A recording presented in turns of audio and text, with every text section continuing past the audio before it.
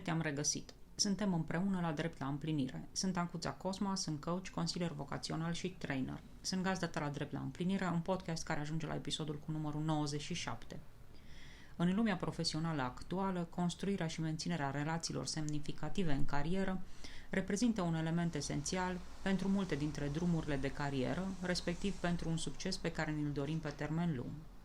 Evident, succesul arată diferit pentru fiecare dintre noi în funcție de modul propriu în care îl definim. Este adevărat că există profesioniști care își construiesc rețele de networking cu scopul principal de a obține relații de afaceri și oportunități financiare. Acest tip de abordare se încadrează în sfera unui networking strategic și este des întâlnită în lumea afacerilor și în diverse industrii. Cu toate acestea, chiar și în acest context, există principii și tactici care pot fi urmate pentru ca relațiile de afaceri să fie autentice și valoroase. În acest episod nu vom explora acest tip de networking, ci unul care are ca scop principal construirea relațiilor semnificative în carieră prin networking autentic și valoros, folosind o abordare rațională și comportamentală, fără a părea insistenți sau superficiali. Așadar, să începem. Conceptul de networking provine din sfera relațiilor interpersonale, a comunicării. Acesta a evoluat în timp și a dobândit diferite semnificații în funcție de contextul în care este utilizat. Astfel, termenul de networking se referă la procesul de stabilire a conexiunilor și a relațiilor între persoane sau organizații în scopul schimbului de informații, sprijin și oportunități. Conceptul de networking a devenit din ce în ce mai relevant în lumea contemporană, unde conexiunile și relațiile interpersonale joacă un rol important în dezvoltarea personală și profesională. Oriunde te afli pe drumul tău de carieră și nu numai, cred că nu este niciodată prea târziu să începem să ne construim o rețea de contacte. Din perspectiva mea, această rețea ar trebui să fie una în care relațiile să fie dintre acelea autentice. Iar pentru a reuși să construim o astfel de rețea, este important modul în care abordăm networking-ul, cu atât mai mult cu cât abordarea acestuia poate fi o provocare. Forțarea relațiilor nu este benefică, întrucât ne poate aduce rezultate nedorite. Astfel, networking-ul atent construit, autentic, este o cale pentru a ne construi o rețea valoroasă cu relații autentice. Apoi, networking-ul autentic și valoros nu exclude oportunitățile financiare, ci le integrează într-un cadru mai amplu. Scopul său nu este reprezentat exclusiv de obținerea de beneficii financiare, ci și de dezvoltarea de relații autentice, sprijin reciproc și schimb de cunoștințe și resurse. Această abordare se concentrează pe construirea unor conexiuni semnificative și durabile, care să aducă valoare reciprocă și să contribuie la dezvoltarea personală și profesională. Așa cum am văzut și în episoadele anterioare pe alte teme, atunci când avem o strategie și câteva metode practice, lucrurile trec din planul abstract către unul mai concret și devin ceva mai ușoare. Astfel și în cazul construirii relațiilor semnificative în carieră, prin networking autentic și valoros, adoptarea unor strategii cognitiv-comportamentale și a unor metode practice este necesară și ne poate fi extrem de utilă. Haideți să explorăm câteva dintre aceste strategii. Și o primă strategie este cea a autenticității, ca fiind cheia unui networking valoros. Construirea de relații autentice se bazează pe sinceritate și interese comune. În loc să ne concentrăm exclusiv pe ceea ce putem obține dintr-o relație, să luăm în considerare modul în care putem contribui și cum ne putem sprijini reciproc. Networking-ul nu este doar despre ceea ce obținem, ci și despre ceea ce oferim.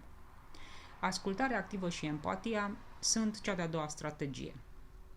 Ascultarea cu atenție și empatia cred că sunt abilități esențiale în construirea relațiilor semnificative.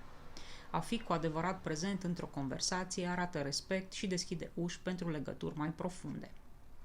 Găsirea punctelor comune este o altă strategie, respectiv cea de-a treia. Să începem prin a căuta puncte comune cu persoanele pe care dorim să le includem în rețeaua noastră de contacte. Interese comune, valori similare sau experiențe împărtășite ne pot servi drept baze solide pentru relații semnificative. Calitatea înaintea cantității este cea de-a patra strategie. Nu este vorba despre a cunoaște cât mai multe persoane, ci despre a construi legături profunde.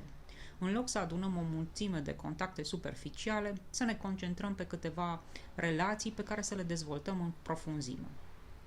Abordarea întâlnirilor cu răbdare este strategia cu numărul 5. Networking-ul autentic necesită timp și efort. astfel să nu încercăm să forțăm legăturile sau să obținem beneficii imediate din fiecare interacțiune. Putem lăsa relațiile să se dezvolte treptat și să evolueze natural. Oferirea de ajutor și sprijin, respectiv furnizarea de valoare înainte de a cere, este strategia cu numărul 6. Una dintre cele mai bune modalități de a ne dezvolta o rețea de contacte este să oferim sprijin atunci când este nevoie și să oferim valoare. A fi o resursă valoroasă pentru alții poate conduce la construirea de legături solide și la recunoașterea valorii noastre într-o rețea. Și cea de-a 7-a strategie și ultima este aceea ca după întâlniri sau după evenimente să ne asigurăm că trimitem către persoanele cu care am interacționat scurte note de mulțumire sau o continuare a conversației începute. Aceasta arată interes și angajament din partea noastră în menținerea relației. Cred că dacă ne dorim să construim relații semnificative în carierele noastre, prin networking autentic și valoros, atunci abordarea rațională și comportamentală este una necesară. Autenticitatea, ascultarea activă și oferirea de sprijin și valoare sunt aspecte esențiale în dezvoltarea conexiunilor valoroase. Apoi, alegând calitatea în locul cantității și cultivând relațiile în mod treptat, ne putem construi o rețea de contacte care să ne ofere o bază solidă pentru cariere împlinite. Până la următorul episod, nu uita să dai subscribe și follow paginilor mele din social media și să împărtășești cu cei apropiați impresii despre temele explorate în podcast. Dacă te interesează o temă din zona dezvoltării personale și profesionale în mod special, te invit să-mi scrii despre ea la adresa de e-mail dedicată podcast@ancuțacosma.ro.